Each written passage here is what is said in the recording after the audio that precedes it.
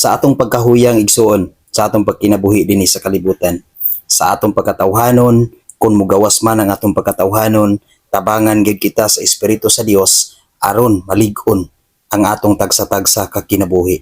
Aron malig-on ang tagsa-tagsa kanato ka kaugalingon.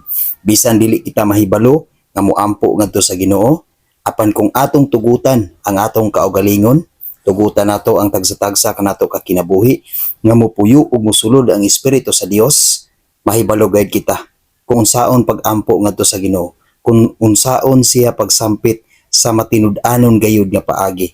Busa igsoon atong ablihan ang atong tagsa-tagsa ka kaugalingon alang sa Ginoo aron mosulod ug mopuyo ang iyang espiritu sa atong mga kinabuhi. Diha sa Roma 8 bersikulo 26 nag-ingon, sa samang paagi sa atong pagkahuyang tabangan kita sa Espiritu sa Dios kay dili kita mahibalo unsaon pag-ampo. Ang Espiritu mismo mao ay mga liyupo sa Dios alang kanato uban sa mga pag-agulo nga dili ikasaysay sa pulong. Bisan pa igsuon og dili ka mahibalo nga moampo ngadto sa Ginoo, tabangan ka sa Espiritu sa Dios aron mahibalo ka kung unsaon pagtawag ang Dios, kung unsaon pag-ampo sa Dios nga matinud-anon gayud. Bisan wala kanimo ang talento sa pagsangyaw sa pulong sa Dios, kung imong tugutan ang Espiritu sa Dios nga mopuyo diha sa imong kinabuhi, kung mag-ampo ka nga matinud-anon ngadto sa Ginoo, mangayo ka nga matinud-anon ngadto sa Ginoo, ang Espiritu sa Dios mao gayud ang mopuyo ug mutudlo diha sa imong kinabuhi aron mahibalo ka ug makabuhat ka niya ng tanan.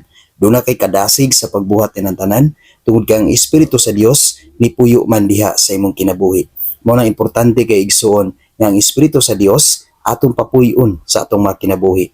Tungod kay tudluan kita sa Espiritu sa Dios unsaon pagkinabuhi nga putli nga makapahimuot ngadto sa Ginoo, kung unsaon pagkinabuhi nga minanduan gayo diha sa Espiritu sa Dios, kung unsaon pag-alagad sa Dios, unsaon pag-ampo ngadto sa Dios, unsaon pagsangyaw sa iyang pulong ngadto sa ubang katawhan, kung unsaon o sa unsa nga paagi aron mahimo kita nga kahayag ngadto sa uban. Ang Espiritu sa Dios igsuon muaoy mutudlo sa matag usa kanato sa mga tawo nga dili mahibalo nga mubuhat ni ana. Ang Espiritu sa Dios igsuon mao gayud ang modiktar sa tagsa-tagsa kanato kahuna-huna aron mabuhat nato kanang tanan. Busa igsuon sa atong pagkinabuhi dinhi sa kalibutan, ato gayong ablihan ang atong tagsa-tagsa kahuna-huna o kasing-kasing alang sa Dios aron mopuyo ang iyang espiritu sa atong mga kinabuhi.